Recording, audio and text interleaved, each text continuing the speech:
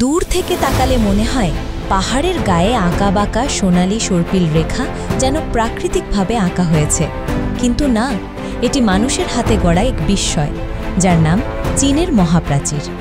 পৃথিবীর ইতিহাসে মানুষের তৈরি সবচেয়ে বড় স্থাপনা হিসাবে এর খ্যাতি বিশ্বজোড়া। 2000 বছরেরও বেশি আগে প্রাচীন চীনের সম্রাটরা তাদের ভূমি রক্ষা করতে চেয়েছিলেন। প্রতিবেশী যাযাবর জাতি, বিশেষ করে মঙ্গল এবং অন্যান্য আক্রমণকারীদের হাত থেকে সুরক্ষা পাওয়াই ছিল তাদের লক্ষ্য। তাই শুরু হয় এক মহাকাব্যিক নির্মাণযজ্ঞ, যা শতাব্দীর পর শতাব্দী ধরে চলেছে। সম্রাট কিন শি হুয়াংয়ের আমলে এর প্রথম রূপটি তৈরি হয়। পরে বিভিন্ন রাজবংশ এসে এটিকে সম্প্রসারিত ও মজবুত করেছে। এই প্রাচীরের দৈর্ঘ্য প্রায় 21,000 কিলোমিটার। ভাবুন, এটি প্রায় আধা পৃথিবীর পরিধির সমান।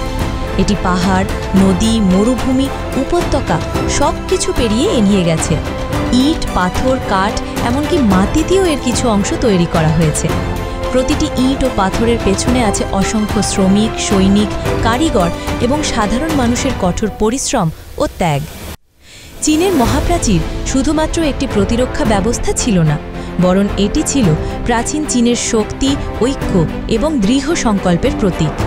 প্রাচীরের বিভিন্ন অংশে ছিল ওয়াচ টাওয়ার, যেখান থেকে দূরবর্তী এলাকা নজরদারি করা হতো। সৈনিকরা এখানে অবস্থান করত, ধোঁয়া এবং আগুনের সংকেত দিয়ে এক প্রান্ত থেকে আরেক প্রান্তে বার্তা পাঠানো হতো।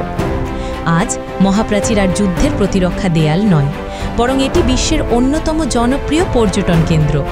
প্রতি বছর লাখ লাখ মানুষ এখানে আসেন এর প্রাচীন সৌন্দর্য উপভোগ করতে। গ্রীষ্মে সবুজ পাহাড়ের মাঝে, শীতে বরফে ঢাকা প্রাচীর, প্রতিটি মৌসুমে যেন এটি ভিন্ন রূপে সেজে ওঠে। অনেক পর্যটক বলেন, মহাপ্রাচীরে হাঁটতে হাঁটতে তারা সময়ের গহীনে চলে যান, অনুভব করেন হাজার বছরের ইতিহাসের স্পন্দন। রাতে যখন আকাশ ভরা তারা আর প্রাচীর আলোকিত হয় সোনালি আলো, তখন মনে হয় এটি যেন স্বপ্নের কোনো দৃশ্য। ইতিহাস, সংস্কৃতি, স্থাপত্য শিল্প সব মিলিয়ে মহাপ্রাচীর এক অনন্য নিদর্শন। চীনের মহাপ্রাচীর আজ শুধু চীনের নয়, সমগ্র বিশ্বের ঐতিহ্যের অংশ। এটি ইউনেস্কো কর্তৃক বিশ্ব ঐতিহ্যের তালিকায় স্থান পেয়েছে। এটি আমাদের মনে করিয়ে দেয় মানুষের ইচ্ছাশক্তি ও অধ্যাবসায় কত অসাধারণ কিছু সৃষ্টি করতে পারে।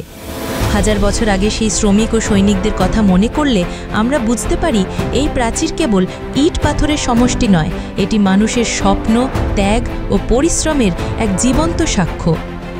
চীনের মহাপ্রাচীর সময়ের বুক চিরে দাঁড়িয়ে থাকা এক মহাকাব্য। এটি শুধু ইতিহাসের অংশ নয়, বরং মানবতার এক চিরন্তন গর্ব।